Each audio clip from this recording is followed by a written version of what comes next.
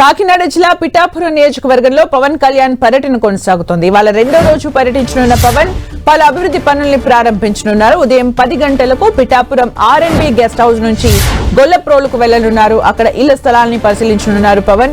అనంతరం అక్కడి నుంచి రోడ్డు మార్గంలో కాకినాడ ఎస్పీ కార్యాలయానికి వెళ్లనున్నారు. జిల్లా పోలీస్ అధికారులతో భేటీ కానున్నారు. ఈ భేటీ అనంతరం ఆ తర్వాత రంగాయణ మెడికల్ కాలేజ్ కి వెళ్లి పలు అభివృద్ధి కార్యక్రమాలకు శంకుస్థాపన చేయనున్నారు. మరిన్ని అప్డేట్స్ మా ప్రతినిధి సతీష్ అందిస్తారు. సతీష్.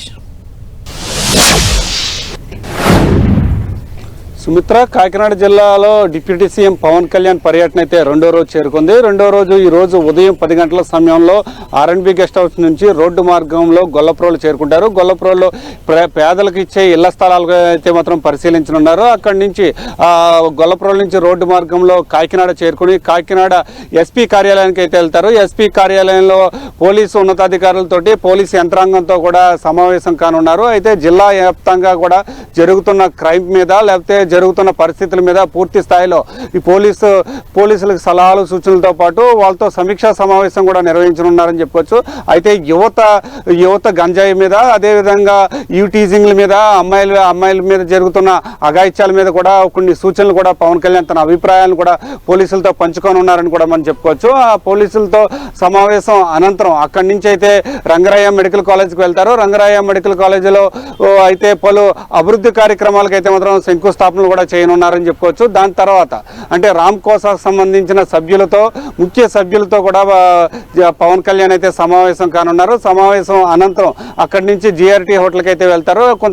కొంతసేపు విశ్రాంతి తీసుకున్న తర్వాత రోడ్డు మార్గంలో ఎస్పీ అంటే పోలీస్ పేరెడ్ గ్రౌండ్కి చేరుకుని అక్కడి నుంచి హెలికాప్టర్లో రాజమండ్రి ఎయిర్పోర్ట్కి చేరుకుంటారు. రాజమండ్రి ఎయిర్పోర్ట్ నుంచి హైదరాబాద్కి అయితే మాత్రం విమానంలో వెళ్ళనున్నారని చెప్పుకోవచ్చు. అయితే జనసేన అధినేత డిప్యూటీ సీఎం పవన్ కళ్యాణ్ కాకినాడ జిల్లాలో 2 రోజుల పర్యటన అయితే మాత్రం పూర్తి చేసుకుని ఈ రోజు సాయంత్రానికి అయితే మాత్రం హైదరాబాద్ చేరుకొని ఉన్నారని కూడా మనం చెప్పుకోవచ్చు. అయితే నిన్న కనుక చూసుకుంటే కనుక పీఠికాపుర సంక్రాంతి మహోత్సవాలను అయితే మాత్రం ప్రారంభించారు. ఇవి 3 రోజులు అయితే మాత్రం జరగనున్నాయి.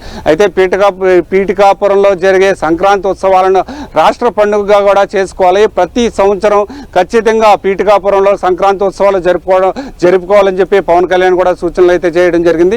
దీనికి సంబంధించి నిన్న ప్రజలను ఉద్దేశించి కూడా పవన్ కళ్యాణ్ తన అభిప్రాయాల్ని ఏం చేయాలి, ఎలా చేయబోతున్నాం, పిఠాపురాన్ని ఏ విధంగా అభివృద్ధి చేయబోతున్నాం, రాష్ట్రంలోనే కాదు దేశంలోనే నెంబర్ 1 మోడల్ నియోజకవర్గంగా పిఠాపురాన్ని ఏ విధంగా తీర్చిదిద్దబోతున్నాను, అయితే కేంద్ర ప్రభుత్వం సంబంధించి ఎటువంటి సపోర్ట్ ఉందనే అంశం పిఠాపురం ప్రజలతో అయితే మాత్రం పంచుకున్న పరిస్థితి కూడా నెలకొంది. అయితే 2 రోజుల పాటు అంటే సంక్రాంతి ఉత్సవాలను పిఠాపురం ప్రజలకు ముందుగా తీసుకొచ్చి సంక్రాంతి పండుగను అంగరంగ వైభవంగా చేసుకునేందుకు పిఠాపురంలో పీఠికాపుర సంక్రాంతి మహోత్సవ కార్యక్రమాన్ని అయితే చేపట్టారు. ఇది 3 రోజుల పాటు సినీ ప్రముఖులతో కూడా అలరించేందుకు అయితే మాత్రం అన్ని రకాల ఏర్పాట్లు అయితే సిద్ధం చేశారు. అయితే ఈ రోజు కేరళకు సంబంధించిన యుద్ధ విన్యాసాలు కూడా దీంట్లో ఈ రోజు ప్రదర్శించనున్నారని కూడా మనం చెప్పుకోవచ్చు. అదేవిధంగా అయితే పిఠాపురం ప్రజలను ఉద్దేశించి నిన్న తన మనసులో ఉన్న మాటను కూడా చెప్పడం జరిగింది. అయితే దీనికి సంబంధించి యుద్ధ విన్యాసాలకు సంబంధించి అంటే నైపుణ్యానికి